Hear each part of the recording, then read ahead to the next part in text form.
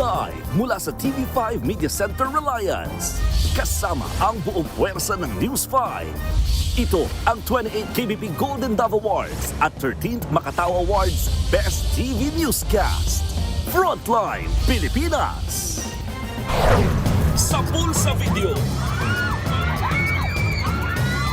Dalawang estudyante pinagtulungang bugbugin ng kanilang teacher nang dahil lang sa hikaw. News 5 Exclusive. Tindera ng gulay, bigla na lang binaril sa palengke. Panawagan ni Pangulong Marcos sa tanggalin ng system loss sa singil sa kuryente. Malaking tulong sa mga consumer. Pero hindi ganun kadali yan. Isang araw matapos ang SONA, si PBBM bumisita sa baluarte ng mga Duterte. Habang si VP Sara may hugot sa mga napakong pangako ng dati niyang ka-unit team. Pabrika sa Pampanga, sinalakay ng NBI dahil sa mga substandard na bakal. Yan daw ang ginamit sa gumuhong gusali sa Aquiles. Eto na nga. Unang episode ng Someone Someday, trending agad at #1 sa Netflix. Si Catherine ang lalim ng mga hugot. Minsan na ako umiyak sa isang lalaki.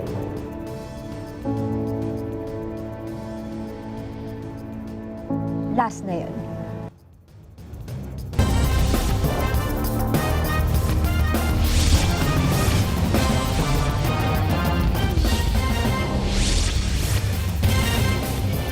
Sa video ng kumprontahin ng guro ang isang estudyante sa gym ng paaralang ito sa Maco, Davao de Oro, pero pumalag ang estudyante sa kabahagyang lumayo. Umamba ng suntok ang estudyante, pero biglang sumugod ang kapatid nitong estudyante rin at naunang sumapak sa nakatalikod na guro. Pinagtulungan na ng dalawa na gulpihin ang teacher kahit bumagsak na ito sa semento. Nagpulasa naman ang iba pa nilang kaeskwela. Bahagyang humupa ang gulo nang may umawat na sa kanila. Hindi na nakunan sa video pero agad na ipinatawag sa principal's office ang mga sangkot. Ayon sa mga otoridad, nag-ugat ang gulo matapos umanong sitahin ng guro ang grade 10 student. Mayroon umanong hikaw sa tenga ang estudyante na ipinagbabawal sa paaralan. Nagsagawa na ng sariling investigasyon ang pamunuan ng DepEd Davao Region ukol dito. Pero aminado silang nakababahala ang nangyari. This is very unfortunate. If indeed a teacher is being attacked by students, this is an isolated case. Yung ating DepEd Davao de Oro has sent a team already headed by a lawyer to look into the details of the incident. Sa ngayon, nakapagtuturo pa ang guro at nakakapasok ang mga sangkot na estudyante habang gumugulong ang mga investigasyon. Nagbabalita mula sa Frontline, Bril Montalvo, News 5 Mindanao. Kinulpi ang isang grade 9 student ng kanyang mga kapwa mag-aaral sa Baguio City. Ang mitsa raw niyan, masamang tinginan. Narito ang Frontline Report. Sa kuha ng CCTV na ito sa Baguio City, makikita ang isang grade 9 student na nilapitan ng isa sa mga kapwa niya estudyante. Ang mga kasamahan nito agad ding sumunod. Ilang saglit pa, makikita ang tumatakbong estudyante mula sa malayo. Saka biglang inundayan ng suntok ang grade 9 student mula sa likod nito. Ang mga nakapalibot sa biktima, nakisuntok na rin bigla. Wala nang nagawa ang biktima kundi tumakbo palayo. Ayon sa 15 anyos na si alias Balong, papauwi na raw siya noong mangyari ang insidente. Binugbog umano siya ng grupo dahil lang sa masamang tingin. Mag-iisang linggo nang hindi pumapasok sa eskwelahan si Balong. Kasalukuyan siyang nagpapagaling dahil sa mga tinamong sugat at namamagang lieg. Bagay na ikinalungkot ng ina at tiyahin ng biktima. Kumbaga, bakit nangyari yun? Ang bait-bait ng anak mo, ganun. Tapos siya lang yung kasama mo.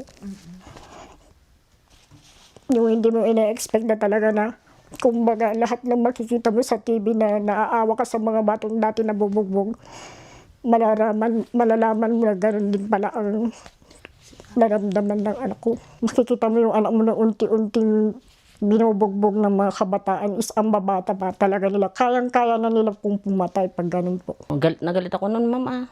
Pero talagang yung instinct ko lang talaga, yung makikita ko talaga ito, susuntukin ko na lang. Yun ang instinct ko. Pero sabi ko, pagka ganun naman, na lang, sabi ko, sila na lang. Basta galit na galit ako, ma'am. Ayon sa isang eksperto, posibleng nag-uugat ang ganitong klaseng karahasan mula sa mga bata dahil na rin sa mga nakagisnan nila. Kung ang isang bata ay lumaki siya sa isang agresibong tahanan, like laging may sumisigaw, laging may sakitan, pwedeng matutunan yung bata yung ganong behavior na normal ang pagiging agresibo para makuha yung gusto nila. Sa ngayon, nakatakdang pagharapin ang mga batang sangkot sa insidente. Tumanggi namang magpaunlak ng panayam ang pulisya at ang City Social Welfare ukol sa nangyari. Nagbabalita mula sa Frontline, Margie Bentulan, News 5. Hindi raw tinupad ni Pangulong Bongbong Marcos ang dalawang hiling noon ni Vice President Sara Duterte. Kaya para sa bise, aksay lang daw ng oras ang SONA dahil napapako lang naman daw ang mga pangako ng Pangulo. Nasa frontline na balitang yan si Maricel Halili. Hindi na nga umattend, hindi pa nanood, at hindi pa nagbasa ng summary ng State of the Nation Address ni Pangulong Bongbong Marcos si Vice President Sara Duterte. Dahil para sa kanya, ang SONA ng Pangulo, I truly believe it is a waste of time of the Filipino people. sinabi yan ni VP Sara habang nasa The Hague, Netherlands, matapos bisitahin ang kanyang amang si dating Pangulong Rodrigo Duterte na nakadetain sa International Criminal Court. Mula 2024 nang mag-break ang Unit Team Alliance ni na PBBM at VP Sara, hindi na dumalo ang bise sa SONA. Sabi pa ni VP Sara, huwag nang umasa na matutupad ni Pangulong Marcos ang pagpapakulong sa mga sangkot sa flood control. Kabilang daw dyan ang pinsan ng Pangulo na si dating House Speaker Martin Romualdez. Wala naman siya napakulong sa flood control scandal eh. At saka yung sinabi niya na mahiya naman kayo, it was a PR stunt. So wag niyo na i-expect na makulong yang dating speaker o mga members ng House of Representatives. Kahapon, ibinida ng Pangulo sa kanyang SONA na meron ng mga kinasuhan at nakulong na sangkot sa bilyong-bilyong pisong flood control scandal. Bagamat wala siyang pinangalanan, kamakailan, inaresto si Senador Jinggoy Estrada na sangkot daw dito. Gayon din si dating Senador Bong Revilla, dating DPWH Secretary Manuel Bonoan, mag-asawang kontratista na sina Curly at Sara Diskaya at ilan pang dating opisyal ng DPWH. Pero ayon kay VP Sara, hindi tumutupad sa pangako ang Pangulo. Hugot ng bise, may personal siyang hiling sa dating katandem nang tumakbo sila noong 2022 elections. Pero hindi raw ito tinupad ng Pangulo. Dalawa lang ang hiningi ko eh. One pa lang, hindi na niya sinunod. Wala pang 1 year. Isa lang yon. Related lang yon sa pakiusap ko sa kanya sa kailangan kong gawin gabi-gabi para sa aking mga anak kasi bata pa yung mga anak ko. Wala siyang, hindi niya tinupad. Sige, sabihin na natin, no, personal yan eh. Pwede naman hindi to pa rin yan. Eh. Okay, fine. Doon tayo sa 20 ang bigas. Tinupad ba? Hindi. May makukulong before Christmas. Tinupad ba? Wala. Nang magtanong naman ang mga supporter ni VP Sara, bakit blooming siya ngayon? Sagot ng VP, tamang skincare lang base sa payo ng kanyang derma, sabay pasaring. Kasi meron tayong kilala na 68 pa lang pero mukha ng bangkay. Wala siyang pinangalanan pero 68 years old na ngayon si Pangulong Marcos. Sa huli, may babala ang bise at tinawag niyang diktador ang administrasyon ngayon. Dapat tayo maging mapagmatyan, dapat tayo makialam dahil sinabi ko na nga noon, 'di ba? We do not know if we still have a country by 2028. And at the rate that this dictatorship is going, we do not even know if there will be elections. On 2028. Wala pang tugon ng Malacanang sa lahat ng sinabi ni VP Sara. Nagbabalita mula sa Frontline, Maricel Halili, News 5. Handa raw ang electric company ng Meralco na tumugon sa panawagan ni Pangulong Marcos na tanggalin na ang system loss sa singil sa kuryente. Pero ayon sa Department of Energy, hindi ganoon kadali mababawas ang singil na yan. Nasa frontline ng balitang yan, si Gerard de la Peña. Naman kasalanan ng consumer kung bakit nagkaroon ng systems loss. Mismong si Pangulong Bongbong Marcos na ang nagsabi sa kanyang SONA, dapat nang tanggalin ang system loss charge para mapababa ang singil sa electric bill ng mga consumer. Ang rate na ito ay para sa nawawalang kuryente sa proseso ng pagpapadala ng supply mula sa mga planta papunta sa mga distribution utilities hanggang sa mga kabahayan at mga establishmento. Halos 20 taon na nakakaraan, ginamit ng Meralco sa TV commercial nito yung paghahalin tulad sa yelo para maipaliwanag yung medyo komplikadong konsepto nitong system loss. Ito halimbawa, bibili tayo ng yelo. Siyempre, kapag iuwi natin ito, may matutunaw na parte. At yung natunaw na parte, yung maihahalin tulad natin sa nasayang na kuryente na hindi nasagot ng power generation companies at distribution utilities katulad ng Meralco. Kasama rin sa binabayaran ng mga consumer ang pilfered o kuryenteng nananakaw. Kaya kung matatanggal ang system loss sa electric bill, tinatayang aabot din sa 5 hanggang 10% ang matitipid ng mga consumer. Mas malaki naman sa mga nasa malayong lugar dahil may ibang mga electric cooperatives na umaabot pa nga raw ng 16% ang system loss charge. Bagay na aabangan ni Joanna na may halos 9,000 pisong bayarin sa kuryente ngayong buwan. Halos 500 piso raw kasi ang matatapya sa kanilang bill kapag natuluyan. Sa 500 na yun, kahit papano may mabibili na rin kami sa pang-ulam na rin po namin yun sa isang araw. Ayon naman sa Meralco, handa itong makipag-usap sa mga stakeholder kaugnay sa issue. Nag-i-invest naman ang kumpanya sa mga pasilidad at teknolohiya para mabawasan ang system losses. Pero sadyang may natitirang level ng nasasayang na kuryente na bahagi na ng electric distribution system. Ayon naman kay Energy Secretary Sharon Garin, matagal nang pinag-aaralan ang pagtapyas sa system loss charge. We have done consultations with the stakeholders as well as the including ERC and the other agencies that we have. So, tuloy-tuloy naman po yan. Meron kaming mga suggestions po sa HOR tsaka sa Senate. But ultimately, it's a discretion or a decision of Congress. So, nakasubmit na po yan.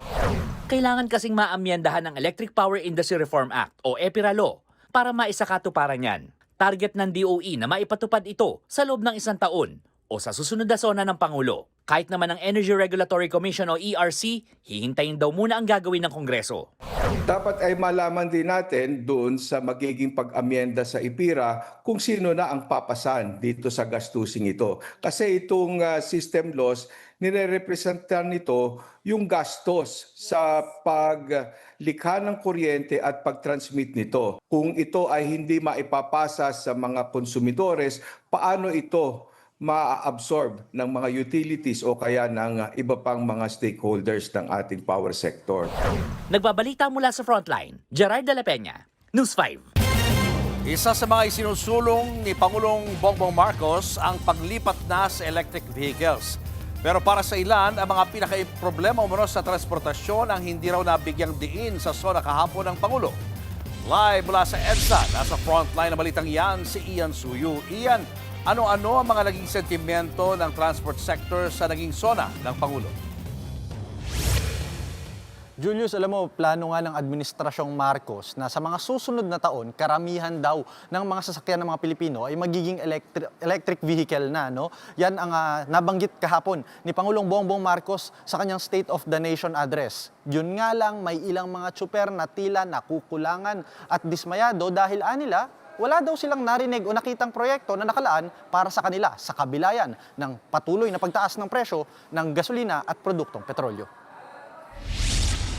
Iwas polusyon at mas makatitipid dahil walang taripa o import tax na idaragdag para sa mga bibili ng electric vehicle.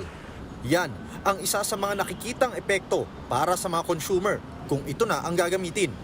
Malaki umano ang maiaambag ng pag-modernize sa mga sasakyan para mapagaan ang kinakaharap na taas presyo sa langis. Consistent with our clean energy drive, we have encouraged the adoption of electric vehicles. We have removed all tariffs on EVs until 2028 to bring down market prices. Ayon sa Electric Vehicle Association of the Philippines, tumataas na raw ang demand ng EV dahil sa mega oil price hike. Sa unang quarter pa lang ng 2026, mahigit 21,000 na ang bagong rehistro at purchase ng lahat ng uri ng EV, mapa-hybrid man o battery electric vehicle. Malapit na sa higit 35,000 units na naitala sa buong 2025. At tingin ng grupo, mas tataas pa raw ang demand. Sa katunayan, halos pumapantay na raw ang presyo ng EV at ang standard na degasolina o petrolyong sasakyan. He was giving the chance for an alternate type of vehicle. Hindi na tayo mag-concentrate sa ICE. And the auto industry's direction is really into EVs. Kabilang sa mga bentahe ng pagkakaroon ng electric vehicle o EV ay makakaiwas ka sa sunod-sunod na pagtaas ng presyo ng gasolina at ng produktong petrolyo. Posible ring umunlad ang manufacturing industry ng EV dito sa ating bansa. Pero ang mas malaking tanong, paano naman yung mga tsuper natin na hirap makipagsabayan sa modernization dahil kakarampot lamang ang kinikita sa kanilang pamamasada? Ang ilang tsuper, dismayado, lalo't wala naman daw nabanggit na plano o proyekto para sa kanila. Ewan ko lang kung bakit hindi nababanggit dyan, hindi may sama-sama dyan sa mga sa problema. Wala na naman nangyayaring biyahe namin. Katulad ngayon, tingnan mo, wala pang pasahero, taas pa ang krudo, wala. Kung gusto nila, punuin na nila ng electric para hindi na gumamit ng gasolina. Kasi hindi naman namin kayang mag-boundary dun sa electric dahil mahirapan din kami. Sinabi naman ng isang transportation expert na bagamat may benepisyong makukuha sa EV, hindi pa rin daw nito matutugunan ang mga pangunahing problema sa transportasyon. To me, what is more damaging yung decline ng public transport. Because of the number of decline ng buses tsaka jeepneys, dadami yung mga motor vehicles, lalaki yung traffic. The traffic jam congestion will worsen sa Manila. Especially yung electric vehicle exempted.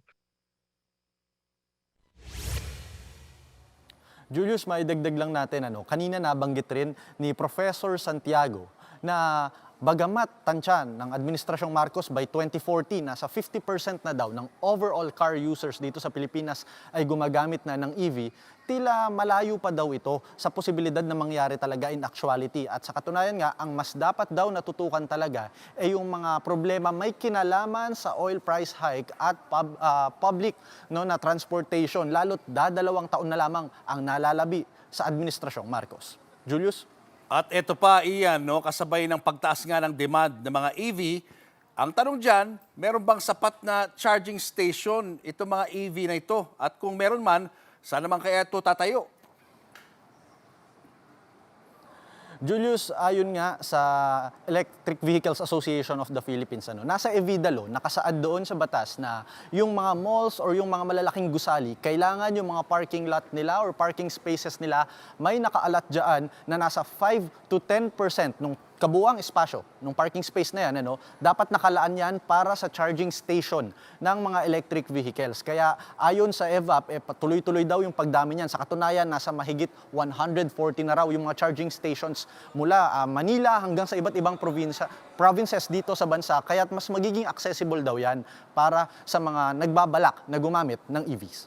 Julius? Maraming salamat, Ian Suyu, live mula sa TV5 Media Center. Pinasasagot na ng Ombudsman si dating House Speaker Martin Romualdez at dating Congressman Zaldico sa mga aligasyong kinasasangkutan nila sa flood control scandal. Kasunod yan ng sinabi ni Pangulong Bongbong Marcos na malapit nang makasuhan ang isang dating House Speaker. Nasa front tayo ng balitang yan, si Camille Samonte. Dumating na tayo sa punto na ayon sa Ombudsman, ay malapit na ang paghain ng patong-patong na kaso laban sa dating speaker. Masakit man sa akin ito, ngunit kailangan nating gawin ang tama. Walang pinangalanan si Pangulong Bongbong Marcos sa kanyang ikalimang State of the Nation address. Pero ang pinsan niyang si dating House Speaker Martin Romualdez ang isa sa nasasangkot sa bilyong-bilyong pisong flood control scandal. Sa isa namang pahayag, sinabi ng kongresista na masakit man ay iginagalang niya ang naging pahayag ng Pangulo. Giit niya, hindi siya kailanman humingi ng pabor o special treatment. Sang-ayon daw si Romualdez sa sinabi ni PBBM na gawin ang tama. Yan ay ang pagsunod sa proseso at hayaan ng ebidensyang magsalita. Nanindigan ng kongresista na wala siyang nilabag na batas at handa siyang patunayan ito. Isang araw naman matapos ang SONA, ipinag-utos ng Ombudsman na magsumite na ng counter affidavit si Romualdez sa loob ng 15 araw. Pinagsusumite rin ng kontra sa laysay si dating Ako Bicol Congressman Zaldico. Noong Biyernes, sinampahan na sila ng reklamong money laundering, graft, plunder at direct at indirect bribery. Lumalabas daw sa investigasyon ng Ombudsman na nagsabwatan sina Romualdez at Co para magkamal ng 56 billion pesos na ill-gotten wealth sa pamamagitan ng umano'y paglihis ng pondo at pagtanggap ng kickback. Pero para kay Senator Amy Marcos, pambubudol ang sinabi ng kanyang kapatid na malapit ng sampahan ng kaso si Romualdez. Nakapagtataka raw na kung gaano kabilis maghain ng kaso laban sa mga senador na anya ay tutol sa administrasyon, ay siya namang kupad ng hustisyang mag-aproba at magrekomenda ng hatol para sa mga kaalyado ng pamahalaan. Kaya tanong ng senadora, anyari raw sa mahiya naman kayo speech ni PBBM noong nakaraang SONA kung ligtas pa rin ang anyay mga walang hiya. Si Navotas City Representative Toby Tiangco naman ay isa sa mga naunang nagsiwalat sa umano'y koneksyon ni Romualdez sa budget insertions na kulangan daw sa pagtalakay ni Pangulong Marcos sa posibleng kaso ng dating House Speaker. For me, it's accountability above anything else. Accountability for everyone. So kaya doon, sa part na yun, nakulangan. Ito naman ang pananaw ni Axe Teachers Party List Representative Antonio Tino. Kailangan imbestigahan din yung executive branch kasi yung flood control, hindi lang naman Kongreso ang involved dyan, no? Kundi sa buhatan yan ng executive branch at ang nag-approve ng budget, Kongreso. Nagbabalita mula sa Frontline, Camille Samonte, News 5. Hindi na nakauwi ng buhay ang isang pulis na nagbantay sa SONA kahapon. Yan ay matapos siyang magulungan ng truck sa Caloocan. Nasa frontline na balitang yan si Carol De Asa. Isang rider na pulis ang sumakabilang buhay matapos magulungan ng 10-wheeler truck sa Caloocan. Nakaladkad pa ito matapos pumailalim sa truck bago tuluyang magulungan ang kanyang ulo. Kwento ng nakakitang TNVS rider, napansin daw niyang paggewang-gewang ang takbo ng biktima at sinabihan na huwag dumikit sa kasabay na truck. Gugustuhin niya na umibertek sa trailer. Ngayon, pag ubertek niya sa trailer, siguro sisikapin niya makalusot. Ngayon, nung tumapat na siya sa trailer, bigla siyang pumaling pa kanan. Doon na siya humalik. Humalik siya sa trailer at ayun, pagkatumba niya, pumasok na siya sa gulong, sa dalawang gulong. At doon na gulungan. Sinubukan pandalhin sa ospital ang biktima pero hindi na ito umabot ng buhay. Kinilala ang rider na si alias Alan, 33 anyos. Galing po siya sa SONA kasi naka-duty siya 24 hours po. Siguro yung pagiwang-gewang na yun, sa sobrang antok niya na, ikaw ba naman mag-duty ng ganong oras, tas nakamotor ka, di ba? Magpo 4 years lang siyang naging pulis eh. Siyempre, napakasakit naman po. Ayon sa driver ng truck, hindi niya napansin na pumailalim ang rider dahil dahan-dahan lang daw ang takbo niya. Nabigla po ako, may biglang sumalpok sa gilid ng truck sa gawing driver po. Doon sa mismong side grills ng truck, bigla pong bumangga doon. Pagkita ko sa truck, ay yung motor nakatumba na. Nahaharap ang truck driver sa kasong paglabag sa reklamong reckless imprudence resulting in homicide and damage to property. Nagbabalita mula sa Frontline, Carol De Asa, News 5! Sinuntok ng isang lalaki ang nakatinginan lang niyang motor taxi rider sa Makati. Gumamit naman ang biktima sa takot na mapuruhan at magaya sa ilang napaulat ng nasawing rider. Nasa frontline ng balitang yan, si Brian Castillo. Sa kuha ng CCTV sa latest street sa Barangay Pitogo nitong Lunes, kitang nagbaba ng pasahero ang motorcycle taxi rider na yan. Maya-maya pa, dumaan ang isang lalaki at babae na tila nagtatalo. Napalingon sa kanila ang rider. Nagtuloy-tuloy sa paglalakad ang babaeng naka-jacket. Sumunod naman ang lalaki. Nakalampas pa ito sa rider pero bumalik at kinumpronta ang rider. Hanggang sa bigla na lang niyang sinapak ang rider. Gumanti naman ang rider at hinampas siya ng helmet. Nakabawi rin ng isa pang suntok ang lalaki. Dumating naman ang ilang kasama ng nanuntok na lalaki para umawat. Kwento ng motor taxi rider na si alias Josh. Naghihintay lang siya ng magbubuk na panibagong pasahero nang mangyari ang insidente. Nagkatinginan po kami ng lalaki ng saglitan lang po. Tapos pagkalagpas po ng lalaki sa akin, bumalik po siya sa akin. Tapos may sinabi na, anong problema? Tapos sabi ko, wala po akong problema, nag-aabang lang po ako ng booking. Tapos bigla niya po akong sinunggaban ng suntok. Hindi raw nagdalawang isip si Josh na depensahan ang kanyang sarili. Ayun din po yung nasa isip ko na baka mangyari din sa akin yung mga nangyari sa mga rider na nasasaksak, namatay. Yung lalaki po, patingin ko po nakainom po siya. Aminado naman daw ang lalaki sa nagawang mali at humingi ng pasensya. Sabi niya, ang sama kasi yung tingin mo, inaamin naman niya na sinaktan niya yung tao. Dala nga lang na sabi niya, yung emotion niya, dahil nagtatalo nga silang mag-live-in, kaya napagbalingan niya yung tao. Pinagharap din kahapon sa barangay ang rider at ang lalaki para sana pagkasunduin. Pero sabi ng ama ng rider, desidido silang sampahan ng reklamo ang lalaki. Nagbabalita mula sa Frontline, Brian Castillo, News 5. Naghain ng manifestation ng House Prosecution Team sa pagkakasunod-sunod ng pagpepresenta ng mga ebidensya sa impeachment trial ni Vice President Sara Duterte. Kinumpirma ito ni Impeachment Court Attorney Reggie Tonggol. Nakasaad sa manifestation na mag-alternate o salitan ang prosecution at depensa sa pagpepresenta ng ebidensya at testigo sa pamagitan ng article-by-article basis. Sa ganitong paraan, matututukan daw ng maayos ang bawat aligasyong nililitis. Sa ngayon, wala pang tugod dyan ang defense team ni VP Sara. Sakaling magkasundo ang dalawang panig, posibleng mapabilis nito ang paglilitis. Sa pre-trial order kasi, nakasaad na ipepresenta muna ng prosecution ang 4 na articles of impeachment sa loob ng 30 araw bago ang side naman ng depensa.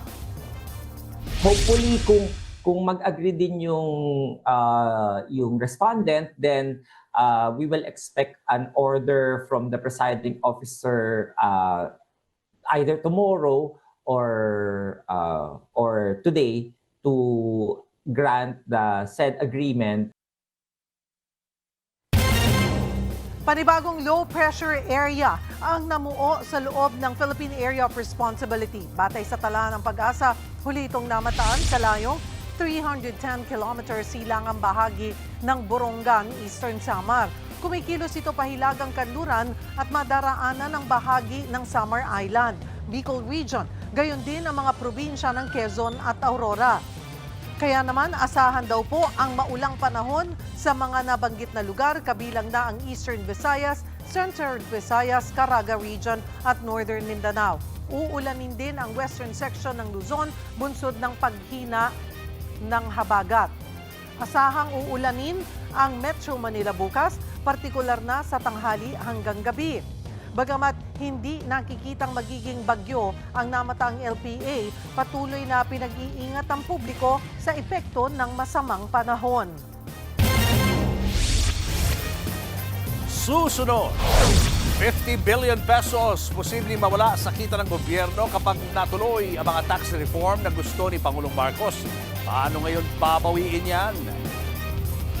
Batang lalaki na kinukuha lang ang tsinela sa creek, inanod at nalunod. At boyfriend ni Nadine Lustre na si Christopher, binahagi ang kanyang cancer journey. Abangan ang lahat ng yan sa pagbabalik ng Frontline Pilipinas.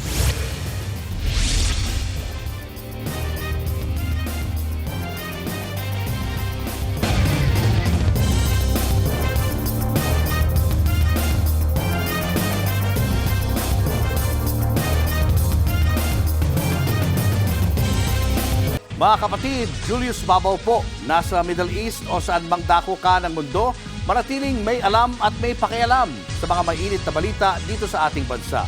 Simulan po natin ang bawat araw sa tuloy-tuloy na balitaan sa Frontline.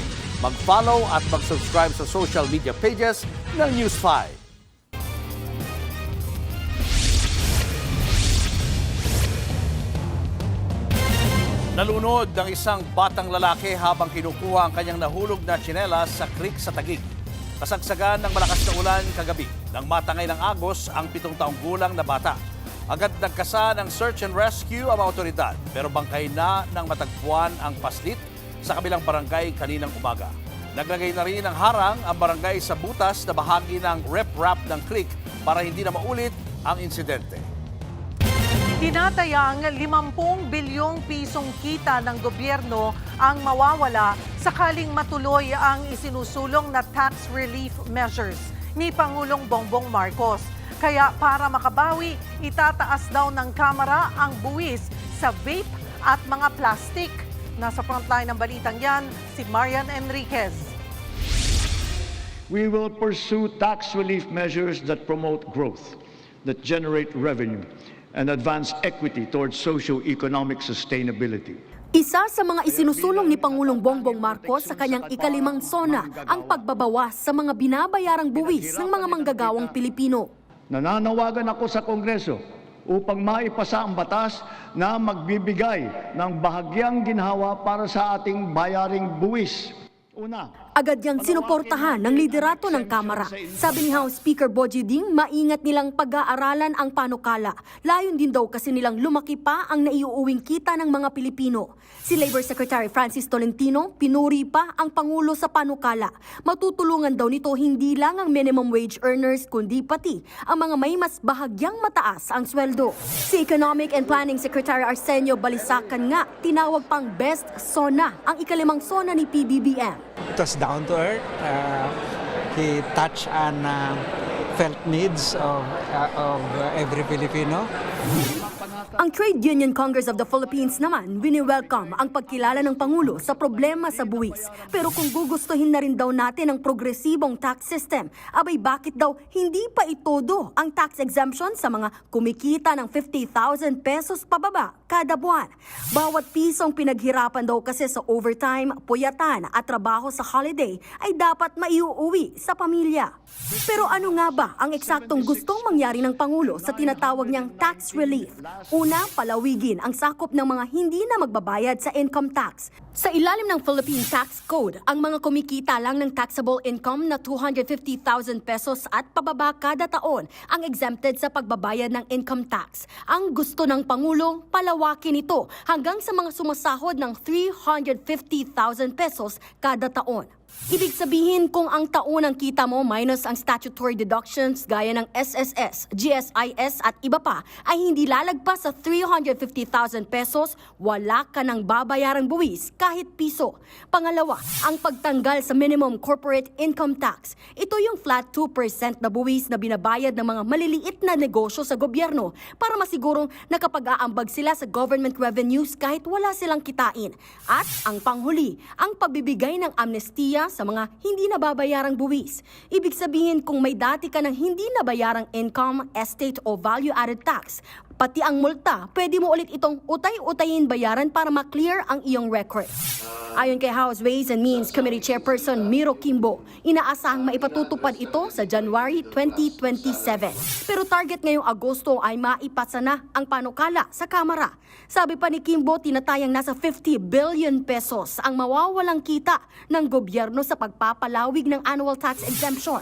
Kaya para makabawi, ang recovery natin dito ay manggagaling sa health measures actually. Ang una ay pagdating sa vape.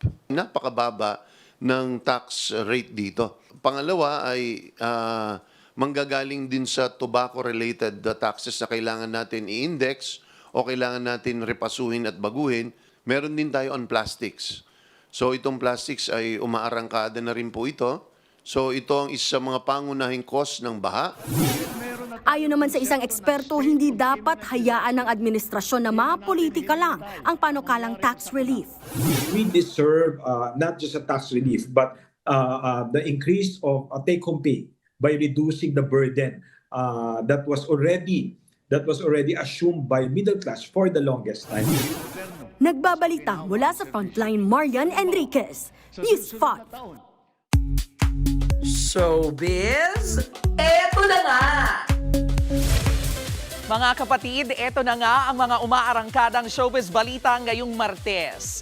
Humakot agad ng views ang unang episode ng serye ni na Asia superstar Catherine Bernardo at multimedia prince James Reid. Nag-top 1 pa nga ang Someone, Someday sa Netflix bilang most watched show sa bansa. Narito po ang Frontline Showbiz Report.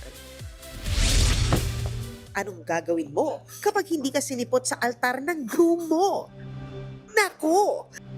Ganyan nga ang ganap ni Catherine Bernardo aka Billy sa pilot episode ng inaabangang seryeng Someone, Someday. Why? Why? Ang sakit! Mabuti na lang present ang childhood best friend niya na laging nandyan para damayan si Billy kahit noon pa man. Minsan na ako umiyak sa isang lalaki.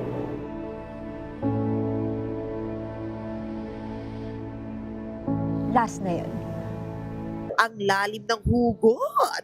Pero kahit na nasaktan, si Billy, advocate pa rin ng pagmamahal bilang CEO ng Loveless dating app. Dito, mas masarap magmahal, masarap magmahal ulit, as long as you are with the right one.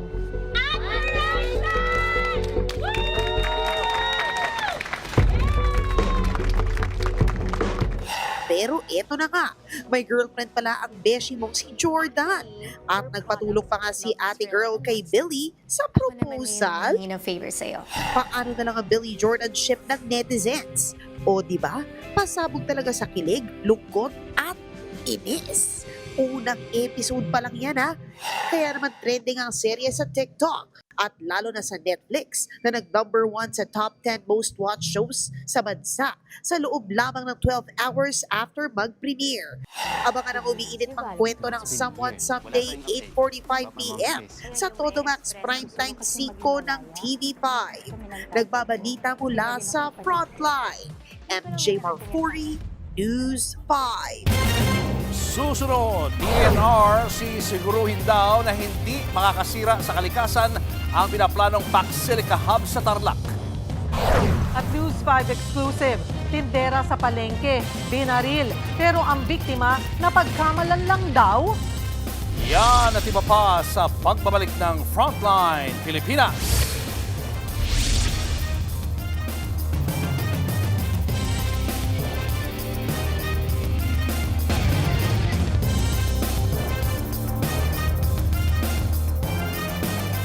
Mga kapatid, Julius Babaw po.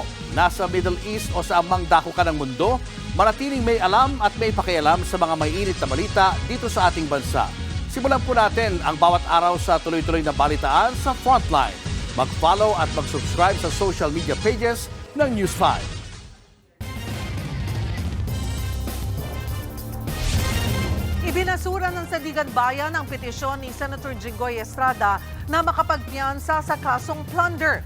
Ayon sa 5th Division, premature at walang legal na basihan ang hiling ng senador. Gayunman, nilinaw ng anti-graft court na without prejudice o walang pagkiling ang pagbasura ng korte sa mosyon ni Estrada. Maaari pa ulit maghain ng petisyon ang senador. Nakakulong si Estrada sa New Quezon City Jail sa pagkakadawit niya sa flood control scandal. Pinalawig pa ng PhilHealth ang mga benepisyo para sa kanilang mga miyembro. Pero sa kabila niyan, dismayado naman ang ilang healthcare group sa naging payag ng Pangulo kahapon sa kanyang SONA. Nasa frontline ng balitang yan, si JC Cosico. Libreng check-up, laboratory tests at mga gamot.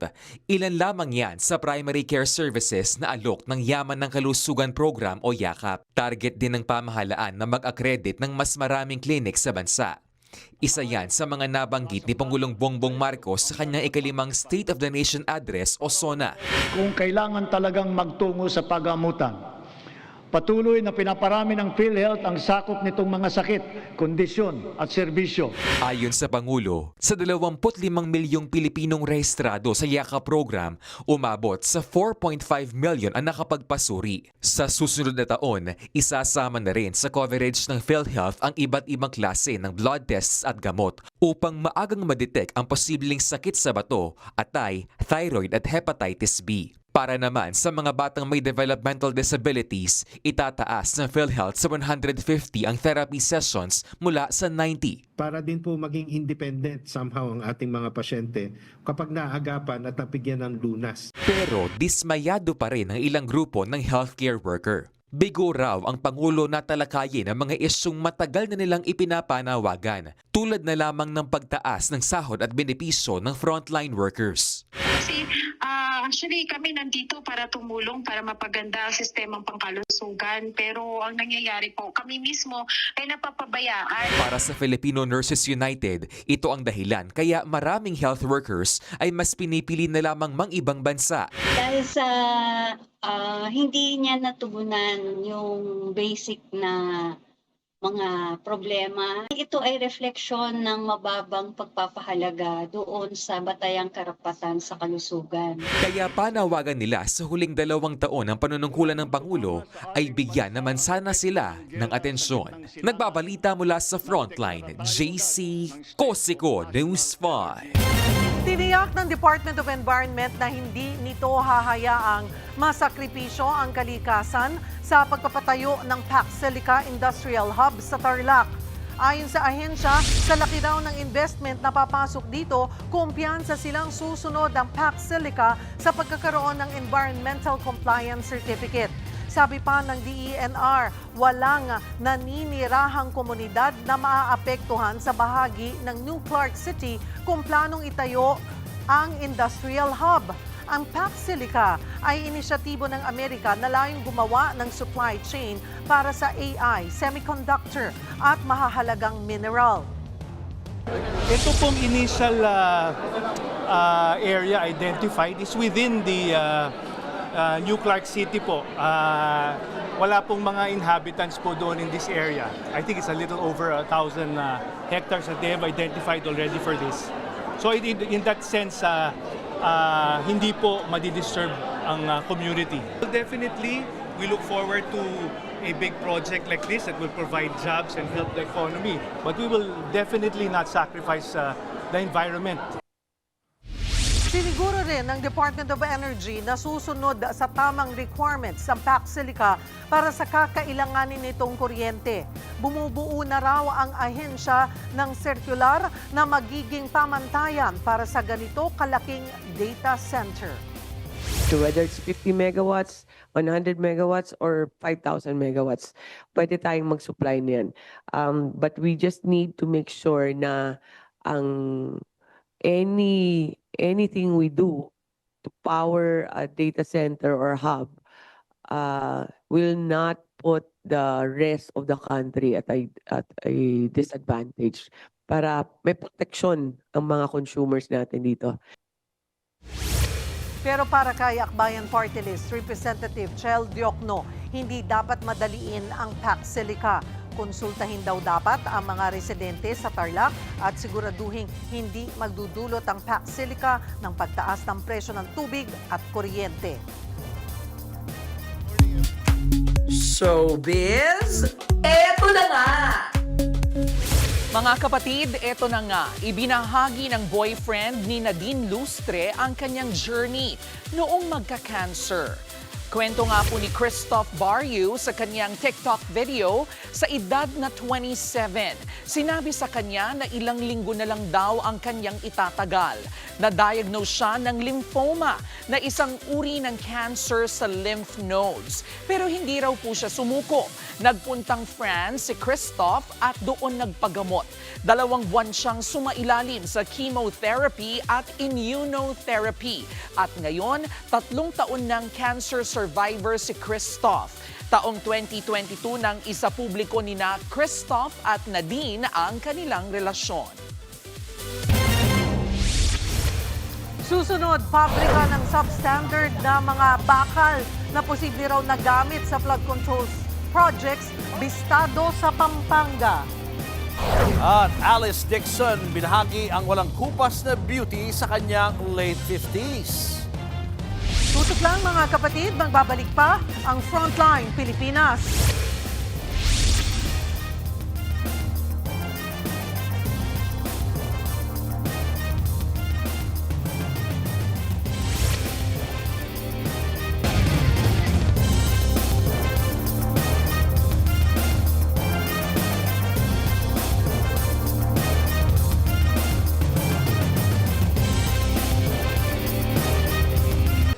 Mga kapatid, Cheryl Cosim po. Nasa Estados Unidos, Canada o saan mang dako ka ng mundo, manatiling may alam at may pakialam sa mga mainit na balita dito sa ating bansa. Simulan natin ang bawat araw sa tuloy-tuloy na balitaan sa Frontline. Mag-follow at mag-subscribe sa social media pages ng News 5.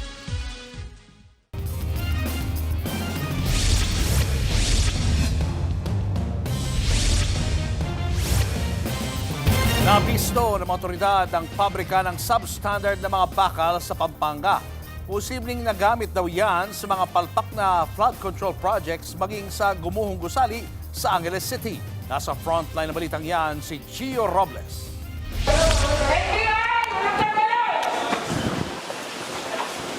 Sinalakay ng National Bureau of Investigation at Presidential Anti-Organized Crime Commission ang pabrikang ito sa Magalang, Pampanga.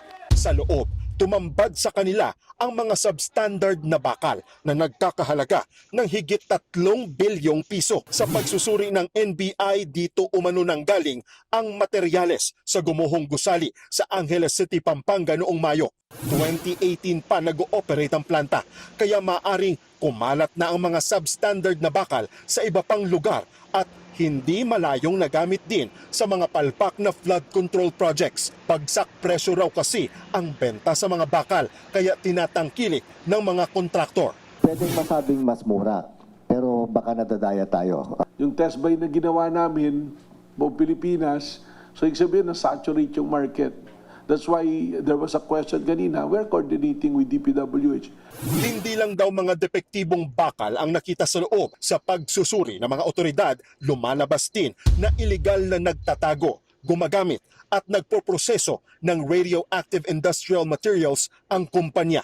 4 na opisyal ng pabrika ang arestado. Sinagip naman ang 347 Pilipino at 37 Chinese na manggagawa. 10 sa kanila ang pinaghihinala ang may sintomas ng radiological exposure. Ikinabahala yan ng mga ahente mula sa NBI, Chemical, Biological, Radiological, Nuclear and Explosives and Foreign Malign Influence Unit o CFMIU.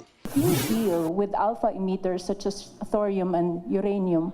Ang nangyayari kasi dyan is chronic exposure. Ibig sabihin, pag pumasok sa iyong katawan, ang mga health hazards na maibibigay niya sa iyo ay tulad ng cancer, lung cancer, bone cancer, etc. Nadiskubre rin sa planta ang mga baryang iligal o manong tinutunaw. Iniimbestigahan kung saan yan ginagamit. Ipinatigil na ang operasyon ng pabrika. Samantala, inirekomenda naman ng NBI ang pagpataw ng patong-patong na kaso laban sa 12 opisyal, incorporator at stockholder ng kumpanya, kabilang ang 4 na aresto.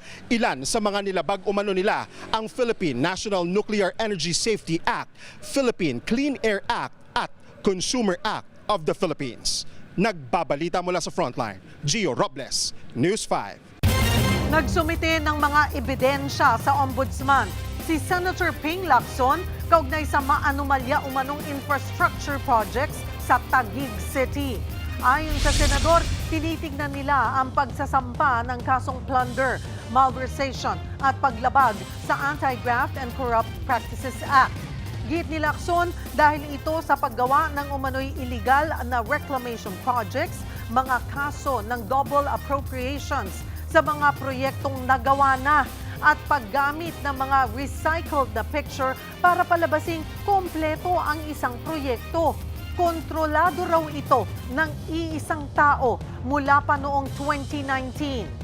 Bagamat walang pinangalanan si Lacson sa kanyang post, baluarte ni Senator Alan Peter Cayetano ang Taguig. Matatandaang inungkat din ni Lacson ang mga anomalya sa syudad kasunod ng pag-ungkat ni Cayetano sa kanyang SALN. Una nang itinanggi ni Cayetano ang akusasyon ni Lacson. Handa rin daw siyang sagutin ito.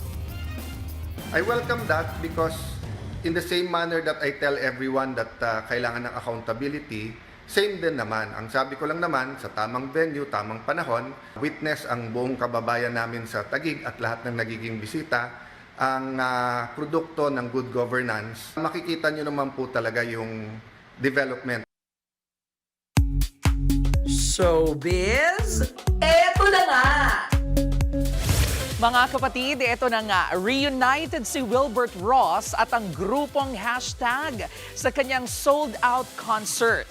And for the first time ever, sasabak naman sa Cinemalaya ang internet sensation at aktres na si Quinay Mercado. Nasa frontline ang balitang yan, si MJ Marfori. Sabihin mo kay inay, paltang kita ng 2 baka. Yon, inay, papayag kayo. Mula sa pagiging isa sa mga most beloved internet stars ng Gen Z. Ngayon, in her most challenging role yet, si Starworks artist Quinay Mercado. Sumabak na siya sa pag-arte sa isang Cinemalaya movie, ang Kaka sa Yawan. Ate MJ, sobrang hirap talaga. At the same time, itong first Cinemalaya ko to so nakakakaba pa talaga para sa akin. Kasi syempre yung mga kasama ko ding artista, hindi naman din biro, Miss Nikki Valdez, Luis Alandi. Bukod dito, napapanood pa si Quinay gabi-gabi as Sophie sa A Secret in Prague. Isa rin sa inaabangan sa seryeng love team nila ni Mark Ian Garcia na gumaganap bilang si Angelito. Kami kasi ni Mark Ian, bago naman kasi din kami sumalang, syempre alam din namin na okay, gawin natin to para at least kahit paano talaga maramdaman talaga ng audience. Abangan si Quinay sa A Secret in Prague, Mondays to Fridays at 9:30 p.m. at sa Cinemalaya film na Kaka sa Yawan mula August 6 hanggang 18. Nasa Vibe Plus din si Quinay every Saturday sa TV5. Matapos ang kanyang 2-day sold-out concert sa New Frontier Theater sa Quezon City, ibinida ngayon ng heartthrob na si Wilbert Ross ang mga original niyang awitin, gaya ng Dulo ng Pahina at marami pang iba. Pinakilig din niya ang mga manonood sa kanyang matitindig dance moves, kasama ang kanyang OG group na hashtags. Sa ngayon, mapapanood si Wilbert Ross sa Vivo One exclusive series na Love You Lots, together with his leading lady, Bea Benene. Nagbabalita mula sa Frontline. MJ Marfori, News 5. Susunod, rider na nanguna sa convoy ng libing, nakipag-away sa mga motorista sa gitna ng intersection. Matapos ang kanyang SONA, Pangulong Bongbong Marcos bumisita sa baluarte ng mga Duterte. At dog show divas, podcast host na si McCoy Dubs, nakipagkulitan bilang guest sa Good Morning Kapatid. Tutok lang mga kapatid, magbabalik pa ang Frontline Pilipinas.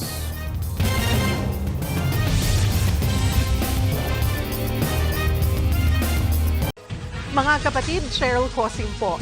Nasa Estados Unidos, Canada o saan man dako ka ng mundo, manatiling may alam at may pakialam sa mga maiinit na balita dito sa ating bansa.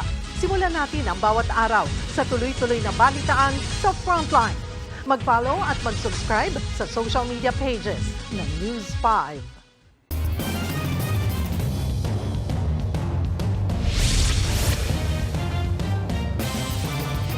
Niyanig ng magnitude 7.1 na lindol ang Japan. Kita ang paggalaw sa mga kuha ng CCTV. Base sa report, tumama ang lindol sa Southern Kumamoto Prefecture. Sa lakas niyan, libo-libong residente ang nawalan ng kuryente. Kasalukuyan ding nakataas ang tsunami warning sa bansa, lalo't inaasahan pa ang aftershocks. Bukod dyan, naramdaman din sa Busan, South Korea ang lindol. Wala pang ulat kung may nasaktan pero may naitala ng mga nasirang gusali. Pinagpapaliwanag ng LTO ang rider na nanguna sa convoy ng libing, huminto sa intersection at nakipag-away sa kapwa motorista. Sa video, makikita ang pinaabante ng rider ang kotseng nakasunod sa kanya kahit nakapula pa ang traffic light, pero tumanggi ang driver. Dito na sila nagkasagutan. Ayon sa LTO, kailangan humarap sa kanilang tanggapan ng rider. Habang nagpapatuloy ang investigasyon, isinalalim sa 90 days preventive suspension ang kanyang lisensya. Nakaalarma na rin ang kanyang motorsiklo. Namigay ng bigas at makinarya sa pagsasaka si Pangulong Bongbong Marcos sa pagbisita sa baluarte ng pamilya Duterte sa Davao. Pangako niya sa mga Davaoenyo, hindi nakakalimutan ng pamahalaan ang mga nasa malayong lugar. Ania sa Frontline sa balita, si Bril Montalvo ng News 5, Mindanao. Isang araw matapos ang kanyang SONA, sa baluarte naman ng mga Duterte sa Davao, nag-ikot si Pangulong Bongbong Marcos. Mainit na tinanggap ng mga Dabawenyo ang Pangulo sa paglulunsad ng Bawat Bayan Makikinabang program sa rehiyon. Pinangunahan ng Pangulo kasama si Agriculture Secretary Francisco Chu Laurel Jr. ang pamamahagi ng libreng bigas at mga makinarya para sa mga magsasaka. Nagpaabot ng tig 200,000 pesos na cash assistance sa bawat barangay sa Davao de Oro. Your visit is a powerful message that the national government sees Davao de Oro. Nakikita niyo po ang Davao de Oro. Naririnig niyo po ang Davao de Oro and stands with Davao de Oro. For me personally, this day is deeply humbling. Bago yan, personal ding bumisita ang Pangulo sa Davao de Oro Provincial Hospital na nagkapinsala sa nagdaang lindol. Idiniin niya ang halaga ng pagtutulungan ng local at national government. Ang pananaw namin, ang local government partner talaga. Kailangan partner ng national government. Dahil kapag inantay nyo pa sa Maynila ang desisyon kung saan dadalhin yung mga gamit, kung saan dadalhin yung relief goods, baka matagalan pa. Pagka may ganyan, pagka mayroong disaster, ay dapat talaga mabilis ang galaw natin, mabilis ang pag-respond natin. Binisita rin ni PBBM ang People's Village Housing Project sa Barangay Riverside sa Davao City. Tinatayang nasa 42 gusali at higit 7,000 units ang gagawin dito at inaasahang matatapos sa susunod na taon. Malaking tulong ito gaya sa pamilya Pipito na higit 5 taon na raw nangungupahan ng bahay sa lungsod. Maliit lang yung monthly amortization namin. 1,596 lang. Tapos rent-to-own pa. Yung walang bahay is nagkakaroon ng bahay. Yun ang maganda dito. Sa ngayon, 565 barangay sa Davao Region ang nakinabang sa pondo mula sa programa ng opisina ng Pangulo. Pangako ni PBBM, di magdadalawang isip ang kanyang administrasyon na tumulong sa mga taga Davao. Ang pamahalaan ninyo ay nandito, hindi kayo nakakalimutan kahit kayo'y nasa malayong lugar. Ay nandito po kami, ginagawa po namin ang lahat. Nagbabalita mula sa Frontline, Bril Montalvo, News 5, Mindanao. Susunod, News 5 exclusive, tindera sa palengke biglang binaril. Dog show diva McCoy Dobbs nakipagkulitan sa Good Morning Kapatid. At Alice Dixon binida ang kanyang active and strong era sa pagdiriwang ng 57th birthday. Yan at iba pa sa pagbabalik ng Frontline Pilipinas.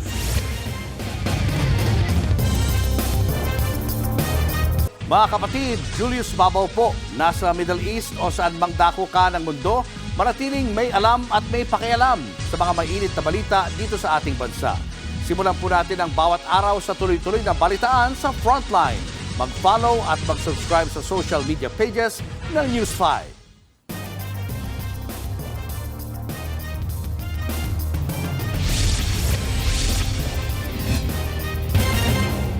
News 5 exclusive, sugatan ang isang tindera matapos malapit ang barilin sa palengke sa Naik, Cavite. Natukoy niya ang mismong bumaril sa kanya. Hinala ng mga pulis, iba talaga ang target ng gunman at napagkamanan lang ang biktima. Nasa frontline na balitang yan si News 5 Mr. Exclusive, Gary De Leon. Bigla na lang sumulpot ang isang armadong lalaki, saka pinagbabaril ang tindera ng gulay na yan sa palengke sa Naik, Cavite. Ang mga nakakita, nagulantang at agad nagtakbuhan. Mabilis ding tumakas ang gunman na umangka sa motorsiklong naghihintay sa labas ng palengke. Sa kuha naman ng cellphone video, kitang sumaklolo ang ilang nasa palengke para buhatin ng dugo ang tindera na si Rhea at dalhin sa ospital. Patuloy siyang nagpapagaling sa mga tama ng bala sa katawan. Itinuro ni Rhea sa mga larawan na ipinakita ng pulis ang bumaril sa kanya. Natukoy ang gunman na si alias Winford at kasabwat nitong rider na si alias Arnold. Sa investigasyon ng Naik Police, ang may-ari ng tindahan ang target daw ng gunman.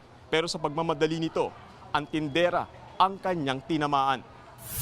Napaglamang dati nang nakulong si Winford matapos takutin ang may-ari ng tindahang pinagtatrabahuan ni Rhea gamit ang baril. Sinubukan daw makipagkasundo ng sospek pero hindi pumayag ang nakaalitan nito kaya nagbanta ang sospek na gagantihan ng may-ari ng tindahan.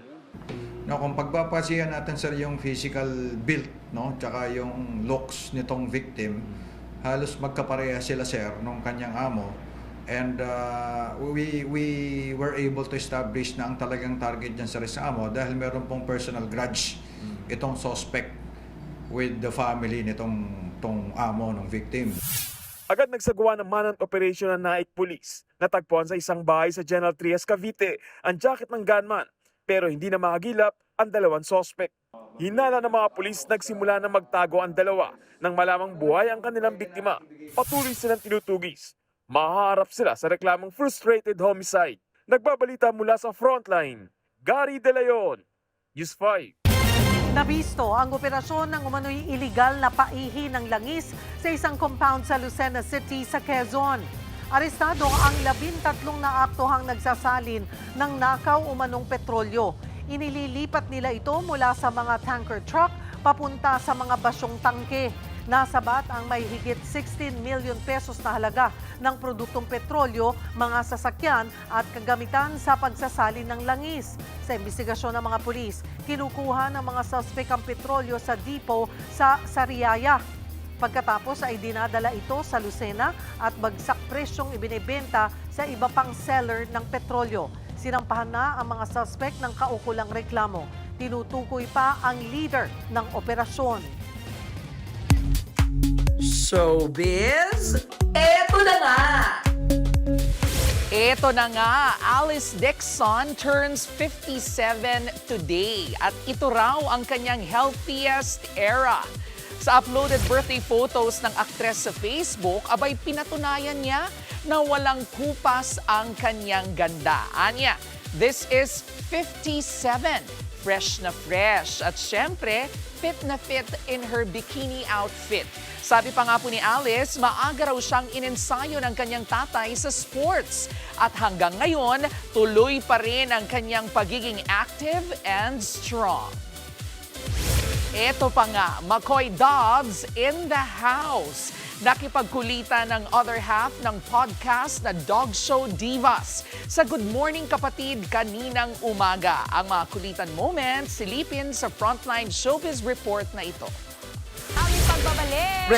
Present nga kanina sa Good Morning Kapatid, yung isa sa mga Dog Show Divas. Ang content creator na si McCoy Dobbs. Nakipagkulitan siya bilang guest host. Grabe, Ikaw ang nag-style nito. It's giving stylish. It's giving sustainable. Charot! Umabak din si McCoy sa aktingan. Hindi ko akalain nandito ka pala. At nakipagmaritesan sa Maritres bilang si Aunt Julie na nagbigay ng payo sa usapang puso. Oh, I had 45 ex. Wow! Pumuti na yung hair ng auntie because of stress of love. Ayan na. Nag-rate pa nga ng mga OOTD sa SONA. It's giving the living sapin-sapin. Alin yun? Yung... Laro ka talaga, McCoy. It's giving kita-kits ulit bukas. Dahil mapapanood na rin natin si McCoy bukas sa Good Morning Kapatid, 5:30 to 8 a.m. dito lang sa TV5. Nagbabalita mula sa Frontline, Von Belinario, News 5. At yan nga po ang ating mga showbiz update ngayong Martes. See you tomorrow mga kapatid. Ako po, si Jervy Wrightson. Alice Dixon, parang si Cheryl Cosim na. Kayang-kaya ni Miss Cheryl diba? yon, yung ganong bikini outfit. Kanina nga, nagpilates pa. Kaya nga. Ang sakit nga ng katawan ko. Yun ang goal ko, maging kasing katawan ni Alice Grabe, Dixon. no? Ibang 57. level.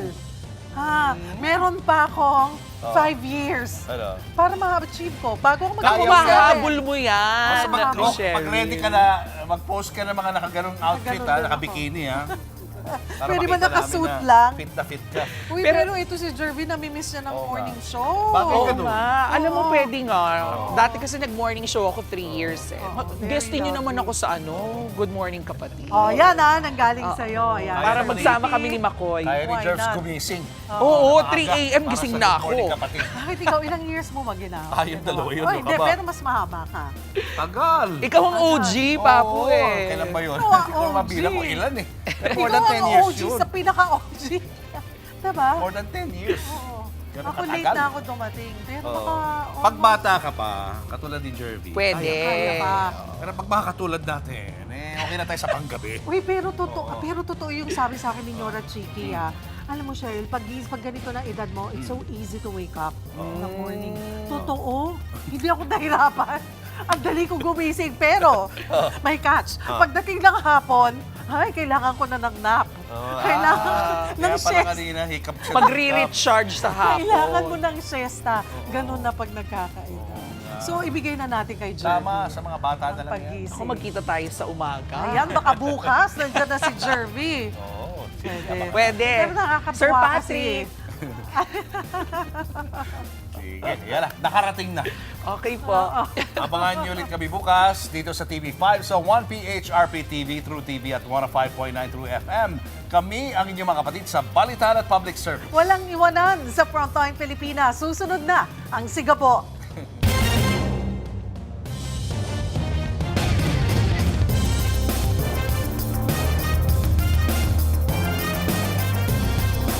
Mga kapatid, Cheryl Cosim po.